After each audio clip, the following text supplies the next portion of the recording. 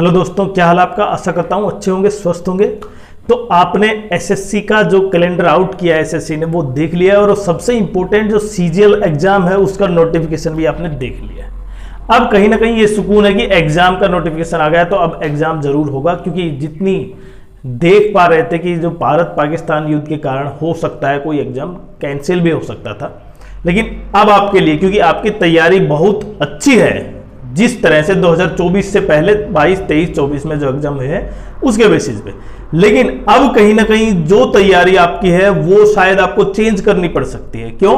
क्योंकि जो पैटर्न है, जो मार्क्स हैं, वो सारे बदल रहे हैं। बिल्कुल सही सुना आपने, लेकिन जिस तरह से जो खबरें आ रही हैं उसे देखते हुए पैटर्न चेंज हो सकता है। अब वो कितना ज्यादा चेंज होगा, डिस्क्रिप्टिव होगा या उसके मार्क्स घटेंगे बढ़ेंगे, उन सब बातों पर एक पॉइंट बनता है, तो उन्हीं पॉइंटों पर डिस्कस करेंगे। लेकिन अगर चैनल में आप नए हैं तो चैनल को सब्सक्राइब करें, लाइक करें और शेयर करें। देखें, एसएससी सीजीएल 2025 की जो वेट कर रहे थे, अब वो कहीं एसएससी ने वेट को पूरा खत्म कर दिया। जैसे ही एग्जाम कैलेंडर आया, आपको क्या पता चला कि 9 तारीख से, अगले महीने की 9 तारीख से एसएससी का नोटिफिकेशन सीजीएल का आ जाएगा। और जैसे सीजीएल का नोटिफिकेशन आएगा, उसमें सबसे इंपॉर्टेंट पॉइंट ये रहेगा कि जो एग्जाम पैटर्न है ना, एग्जाम पैटर्न क्या वो बदलेगा। क्योंकि जब एसएससी की जो मीटिंग हुई थी एसएससी चेयरमैन सर के साथ, जितनी भी, उसमें कहीं ना कहीं सबसे बड़े मुद्दे ये थे, एक तो एग्जाम का लेवल था, और दूसरा जो बच्चे सिलेक्ट होने के जाते थे ना, वो इवनली एक अच्छा सा लेटर एप्लीकेशन भी नहीं लिख सकते थे। तो कहीं ना कहीं डिस्क्रिप्टिव टेस्ट की ये बात निकलकर बाहर सामने आई थी, और इसका सबसे बड़ा लेट होने का, डिले होने का कारण ही यही है कि डिस्क्रिप्टिव टेस्ट लागू हो सकता है। लेकिन अब डिस्क्रिप्टिव टेस्ट लागू होगा, क्या वो क्वालिफाई होगा या केवल मार्क्स के लिए होगा? क्योंकि अगर क्वालिफाइंग होता है, देखें इससे पहले भी डिस्क्रिप्टिव टेस्ट था, लेकिन अब क्योंकि केवल आप समझ पा रहे हैं, जो एग्जाम्स होता है मेंस, मैं मेंस की बात कर रहा हूं, मेंस में केवल 130 क्वेश्चन ही होते हैं, और 130 क्वेश्चन से जिनके ज्यादा मार्क्स, समझ रहे हैं आप, जैसे एसएससी ने आपकी बार गलती कर दी, क्या 10 और 9 क्वेश्चन गलत दे दिए और सबको मार्क्स दे दिए, उसकी वजह से क्वेश्चन ज्यादा नहीं थे, इसलिए उन बच्चों को बेनिफिट हुआ जिनके क्वेश्चन ज्यादा सही थे। मतलब आप समझ पा रहे हैं कि जो डिजर्विंग कैंडिडेट है, जो सही मेहनत की है, उनके लिए काफी यहां पे बहुत बड़ा पॉइंट था। इसीलिए अगर क्वेश्चन मार्क्स ज्यादा होंगे, मानो यहां पे 130 क्वेश्चन है, अगर यहां पे क्वेश्चन हो जाते हैं 150 और उसमें से 10 गलत मिलते हैं, तब भी एक अच्छा खासा पोर्शन होगा जो बच्चों को सही सिलेक्ट कर पाएगा। लेकिन जैसे जैसे क्वेश्चन कम है, मार्क्स आपने 3 का कर दिया, ठीक है, ये क्वेश्चन उससे 390 मार्क्स तो बन गए, लेकिन एग्जैक्ट ज्यादा क्वेश्चन नहीं हो पाए। तो हो सकता है अब की बार मार्क्स कम हो, क्वेश्चन ज्यादा बढ़े। पहला पॉइंट तो ये है। और दूसरा, एग्जाम पैटर्न में और मेंस में भी क्या, इंग्लिश, क्योंकि इंग्लिश, अब ये तो है नहीं कि इंग्लिश के लिए आपकी एप्लीकेशन दी जाएगी या एक प्रेसी दे दी जाएगी या आपको ऐसे लिखना होगा। हो सकता है कुछ और तरीके भी अपना ले एसएससी, लेकिन जितनी ज्यादा संभावनाएं हैं, तो फिर ये प्रोसेस टाइम कंज्यूमिंग होगा, मतलब लंबा होगा। इसलिए जितनी जल्दी, अभी जो 2024 में, 22 में, 23 में सिलेक्शन हुए हैं, उससे समय ज्यादा लगेगा 2025 में। तो ये तो कंफर्म है कि क्योंकि डिले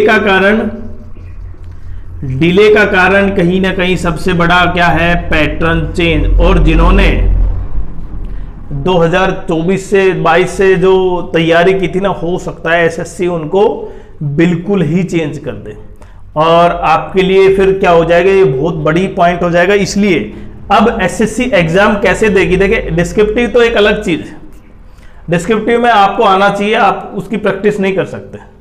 हाँ, एक लिखने के लिए, ऐसे लिखने के लिए आपको एक थोड़ा सा प्रिसाइज सही राइटिंग, आपकी राइटिंग सही होनी चाहिए, आपके विचार सही होने चाहिए, मतलब आपके जो सेंटेंस है वो बिल्कुल सही होने चाहिए, ग्रामेटिकल भी सही होना चाहिए।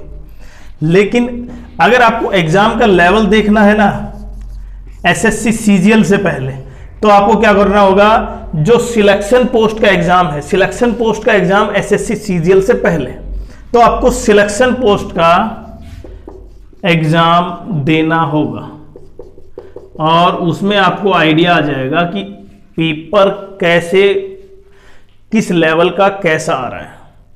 हालांकि देखें, अभी बात करना कि अभी इसकी तैयारी कर ले, वो तैयारी कर ले, वो सारी फेल है अभी। क्यों? क्योंकि पता नहीं नोटिफिकेशन में किस तरह का pattern, exam level, syllabus change नहीं क्या हो सके। लेकिन जितनी ज़्यादा संभावना है कि एग्जाम पैटर्न में चेंज हो सकता है, मार्क्स में चेंज हो सकता है, जितना ज़्यादा एसएससी रिफॉर्म्स की बात हो रही थी, क्योंकि इतना कट ऑफ हाई जाना कहीं ना कहीं एसएससी पर लगातार दबाव बढ़ता जा रहा था, ये आपको भी पता है। अब एग्जाम देखें, जब आपका नोटिफिकेशन आएगा तब से और फाइनल एग्जाम तक लगभग 3 महीने, अगर मैं मैक्सिमम 3 महीने की बात करता हूं, तो 3 महीने में आप क्या डिस्क्रिप्टिव इतने एलिजिबल हो जाएंगे, मतलब इतने डिस्क्रिप्टिव में इतने पारंगत हो जाएंगे कि आप एक डिस्क्रिप्टिव पेपर लिख सकते हैं अगर वो डिस्क्रिप्टिव हुआ। तो इसलिए 2 चीज़ों का बिल्कुल आप अपनी तैयारी रखें। एक तो डिस्क्रिप्टिव लिखना स्टार्ट कर लें, दिन के केवल 2 ही पेज लिखें, ऐसे का लिखें, एप्लीकेशन लिखें, ऐसे ज़्यादा लिखें। ऐसा नहीं है कि केवल 3 महीने ही पढ़े हुए, जिन्होंने 3 महीने पढ़ा है उसी का नंबर आएगा, और वो भी डिस्क्रिप्टिव में। जिसका पहले से अच्छा है डिस्क्रिप्टिव, उसका चांस ज़्यादा है। बाकी मैथ, रीजनिंग, इंग्लिश, जीएस के पेपर किस लेवल के आएंगे, लैंग्वेज चेंज होगी या पैटर्न ऐड होगा, या कुछ पैटर्न की बजाय में टॉपिक ऐड होगा किसी विशेष सिलेबस में, तो ये अभी कहना बहुत मुश्किल है।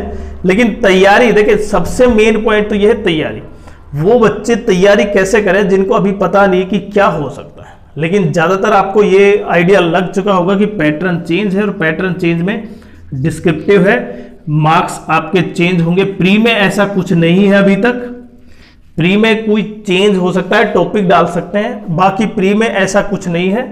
लेकिन हाँ, कहीं ना कहीं प्री में इसलिए भी जाता था क्योंकि जब पेपर का लेवल बहुत लो था, बच्चों के मार्क्स 70-80% जा रहे थे, जबकि नेगेटिव मार्किंग में, तो उसको भी एसएससी कहीं ना कहीं माइंड में रखेगी। तो आपका क्या राय है, आप कमेंट्स जरूर करें, क्या डिस्क्रिप्टिव टेस्ट आपके लिए सही है, या उन बच्चों के लिए जो नए बच्चे आएंगे, जो पहली बार एग्जाम देंगे उनके लिए, या जो लगातार 2 साल 3 साल से एग्जाम दे रहे हैं उनके लिए एक बहुत ही एक गलत कदम है डिस्क्रिप्टिव टेस्ट। और डिस्क्रिप्टिव टेस्ट से कहीं ना कहीं बैकडोर एंट्री भी हो सकती है, क्योंकि उससे एग्जैक्ट आंसर देखिए, जब कोई डिस्क्रिप्टिव टेस्ट को चेक करेगा उसमें ये बिल्कुल नहीं है कि उतने मार्क्स अगर आपका सही है तो उतने मार्क्स दे जाएंगे, उसके ऊपर डिपेंड करता है।